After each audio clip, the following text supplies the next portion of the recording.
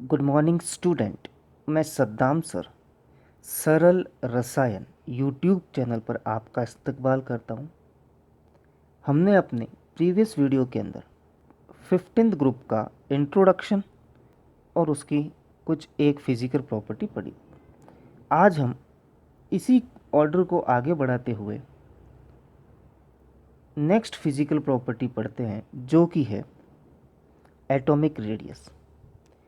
बात करें 15th group की, तो नाइट्रोजन टू फॉस्फोरस तो एटॉमिक रेडियस जो है रेगुलरली इंक्रीज्ड होती है, लेकिन आर्सेनिक के अंदर डी ऑर्बिटल प्रेजेंट होने के कारण सील्डिंग इफेक्ट लगता है, और सील्डिंग इफेक्ट लगने के कारण इसकी एटॉमिक साइज जो है डिक्रीज होगी।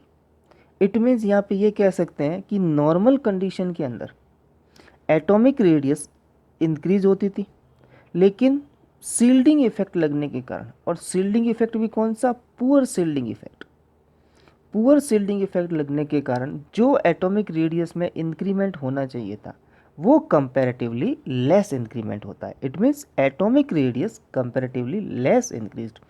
रीज़न क्या है, वही इसके अंदर poor shielding effect. Shielding effect की पूरी इंफॉर्मेशन मैं डी ब्लॉक एलिमेंट्स में दे चुका हूँ। यहाँ पर मैं मोटे तौर पर कहना चाहूँ तो इतना ही ध्यान रखना है, the shielding of inner orbitals by outermost orbital due to electronic repulsion is called shielding effect.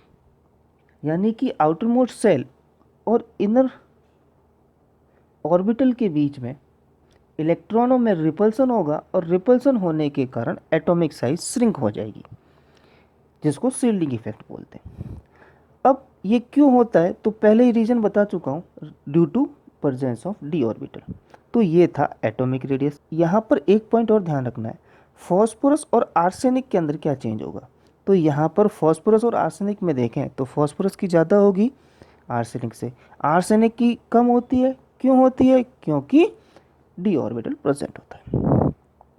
Next लें इसके अंदर, वो है आयनाइजेशन एंथैल्पी।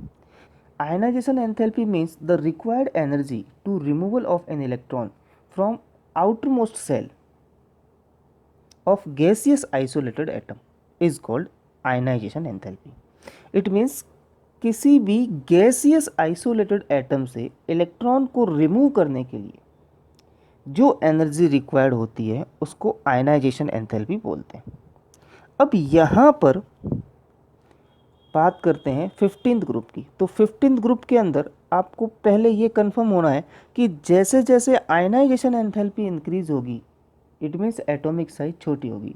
यानी कि एटॉमिक साइज छोटी होने पर न्यूक्लियस और इलेक्ट्रॉन के बीच का अट्रैक्शन फोर्स ज़्यादा होगा, और अट्रैक्शन फोर्स ज़्यादा होने के कारण इलेक्ट्रॉन को रिमूव करने के लिए ज़्यादा एनर्जी की रिक्वायरमेंट होगी, यानी कि आयनाइजेशन एंथैल्पी ज़्यादा होगी। तो मोटे तौर पर मैं ये कह सकता हूँ कि ionization enthalpy is inversely proportional to the atomic size. It means जहाँ पर एटॉमिक साइज बढ़ेगी वहाँ आयनाइजेशन एंथैल्पी डिक्रीज होगी। क्लियर है। तो यहाँ पर नाइट्रोजन और फॉस्फोरस तक एटॉमिक साइज इंक्रीज हो रही थी, it means ionization enthalpy decrease होगी। इसी तरीके से आर्सेनिक, एंटीमनी और बिस्मथ में एटॉमिक रेडियस लेस इंक्रीज हो रही थी, तो यहाँ पर भी क्या होगा, आयनाइजेशन एंथैल्पी लेस डिक्रीज होगी। अब रीज़न वही है, सील्डिंग इफेक्ट। फॉस्फोरस और आर्सेनिक में देखा जाए तो किसकी ज़्यादा होगा, आर्सेनिक की ज़्यादा होगा। रीज़न वही हमारा, सील्डिंग इफेक्ट। नेक्स्ट बात करें 9th प्रॉपर्टी, जो कि है electronegativity. Electronegativity is a tendency to attract the electron from another atom.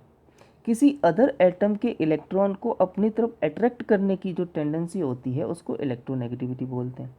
ये भी एटॉमिक साइज के इन्वर्सली प्रोपोर्शनल होती है। तो बात करते हैं 15th ग्रुप के अंदर, जो ट्रेंड पहले से चलता आ रहा है वो इसमें भी चलेगा, यानी कि इलेक्ट्रोनेगेटिविटी नाइट्रोजन से फॉस्फोरस तक डिक्रीज होगी। इसी तरीके से आर्सेनिक, एंटीमनी और बिस्मथ में देखा जाए कंपेरेटिवली लेस डिक्रीज होगी। अब हमारा नेक्स्ट जो फिजिकल प्रॉपर्टी है वो है maximum covalency.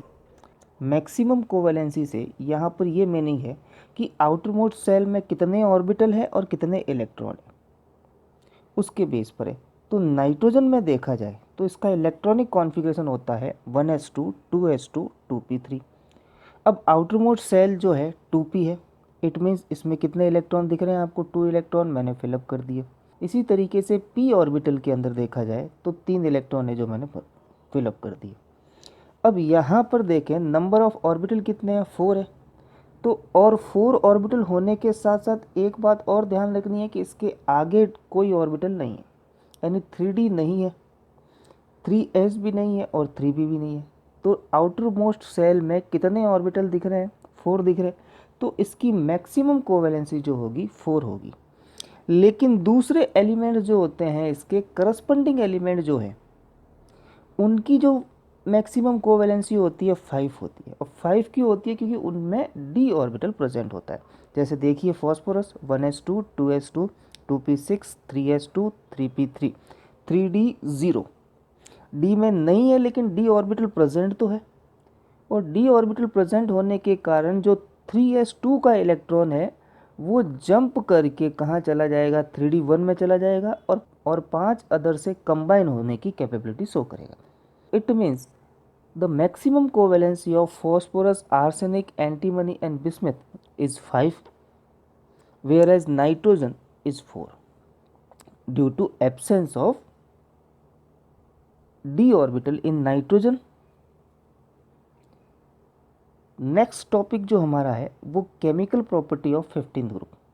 First chemical property जो है रिएक्टिविटी देखेंगे। रिएक्टिविटी के अंदर फर्स्ट ऑफ ऑल बात करें नाइट्रोजन की, तो नाइट्रोजन एटमॉस्फेयर पर इनर्ट होता है, या जनरल कंडीशन के अंदर नाइट्रोजन इनर्ट होता है। क्यों? क्योंकि उसका बॉन्ड डिसोसिएशन एनर्जी बहुत हाई होता है, और बॉन्ड डिसोसिएशन एनर्जी हाई होने के कारण वो रिएक्शन नहीं कर पाता है या अपने बॉन्ड नहीं तोड़ पाता है, और अपने बॉन्ड नहीं तोड़ेगा तो केमिकली रिएक्टिव नहीं होगा। और इसकी बॉन्ड डिसोसिएशन एनर्जी का वैल्यू जो होता है 225 किलो कैलोरी पर मोल होता है। अब इनमें रिएक्टिविटी का ऑर्डर भी देख लें हम, तो रिएक्टिविटी ऑर्डर में आपको मालूम ही है कि टॉप टू बॉटम जाते हैं तो एटॉमिक साइज इंक्रीज होती है। एटॉमिक साइज इंक्रीज होने के कारण इलेक्ट्रॉन ईजीली रिलीज हो जाएंगे, और इलेक्ट्रॉन ईजीली रिलीज होगा इट मीन्स चार्ज आएगा, और चार्ज आएगा इट मीन्स केमिकली रिएक्टिव होगा। तो ये जो होते हैं केमिकली रिएक्टिव होते हैं। रिएक्टिव क्यों होते हैं? क्योंकि एटॉमिक साइज इंक्रीज होती है। नेक्स्ट दूसरा पॉइंट जो है ऑक्सीडेशन स्टेट।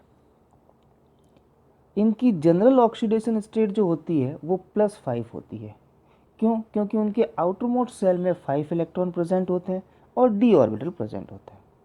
अब यहाँ पे देखा जाए कि लेकिन जैसे ही टॉप टू बॉटम जाते हैं तो इनर्ट पेयर इफेक्ट के कारण उनकी ऑक्सीडेशन स्टेट जो है डिक्रीज होती है। और डिक्रीज होकर कितने डिक्रीज होगी? इनर्ट पेयर के रीजन से 2 यूनिट डिक्रीज हो जाएगी, यानी कि ये कौन सी शो करेंगे? +3 शो करेंगे। और इनर्ट पेयर इफेक्ट क्या होता है मोटे तौर पर बताना चाहूँ, the ns electron of outermost shell is not participate in bond formation is called inert pair effect। it means कि outermost cell जो है उसका जो s ऑर्बिटल है उस ऑर्बिटल में मैक्सिमम 2 इलेक्ट्रॉन होते हैं, वो 2 इलेक्ट्रॉन बॉन्ड फॉर्मेशन में पार्टिसिपेट नहीं करते, तो उसी इफेक्ट को बोलते हैं इनर्ट पेयर इफेक्ट। तो इट मीन्स +5 तो थी, लेकिन अब यहाँ पे क्या हो रहा है? इनर्ट पेयर इफेक्ट लग रहा है और 2 इलेक्ट्रॉन पार्टिसिपेट अब नहीं करेंगे। इसका मतलब 2 माइनस कर दें 5 में से, तो 5 - 2 मतलब 3, यानी कितनी शो करेंगे? +3 शो करेंगे। तो देखें यहाँ पे नाइट्रोजन, फॉस्फोरस, आर्सेनिक, एंटीमनी और बिस्मथ। यहाँ पर एंटीमनी और बिस्मथ जो है ये जो होते हैं +3 ऑक्सीडेशन स्टेट शो करते हैं। तो इट मीन्स हम कह सकते हैं कि जैसे जैसे टॉप टू बॉटम जाते हैं तो यहाँ पर ऑक्सीडेशन स्टेट में डिक्रीमेंट होता है या डिक्रीज होती है। ऑक्सीडेशन स्टेट का नेक्स्ट बात करें तो 15th ग्रुप के एलिमेंट 2 टाइप की ऑक्सीडेशन स्टेट शो करते हैं। फर्स्ट पॉजिटिव ऑक्सीडेशन स्टेट, ये शो होती है +1 to +5 तक। फॉर एग्जांपल हम यहाँ पर नाइट्रोजन के कंपाउंड लें तो N2O की +1 होती है, NO की +2, N2O3 की +3, HNO2 की +4, NO3 की +5। तो यहाँ पे +1 से लेकर +5 तक नाइट्रोजन की ऑक्सीडेशन स्टेट हमने रिप्रेजेंट की।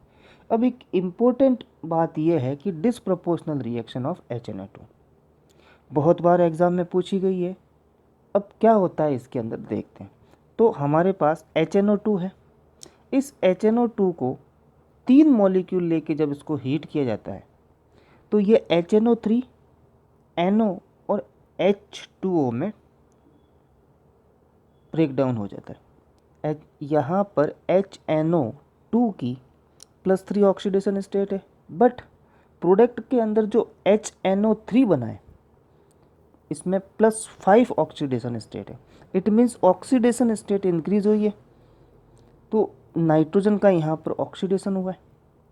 लेकिन इसी तरीके से NO में देखा जाए तो ये +3 से +2 हो रहा है, इट मीन्स इसका रिडक्शन हुआ है। तो यहाँ पे एक पॉइंट और क्लियर करने की रिक्वायरमेंट है कि ऐसी रिएक्शन जिसमें ऑक्सीडेशन और रिडक्शन दोनों एक ही एलिमेंट के अंदर हो, जैसा कि यहाँ पर नाइट्रोजन में हो रहा है, उस रिएक्शन को बोलते हैं डिसप्रपोर्शनल रिएक्शन। तो इस तरीके से HNO2 को हीट करने पर यह ब्रेक डाउन होता है। नेक्स्ट है negative oxidation state. It is only shown by nitrogen and phosphorus due to higher electronegativity. Nitrogen और फॉस्फोरस की इलेक्ट्रोनेगेटिविटी हाई होने के कारण ये इलेक्ट्रॉन एक्सेप्ट करते हैं और नेगेटिव ऑक्सीडेशन स्टेट रिप्रेजेंट करते हैं। तो इस तरीके से हमने आज केमिकल और फिजिकल प्रॉपर्टी के बारे में पढ़ा।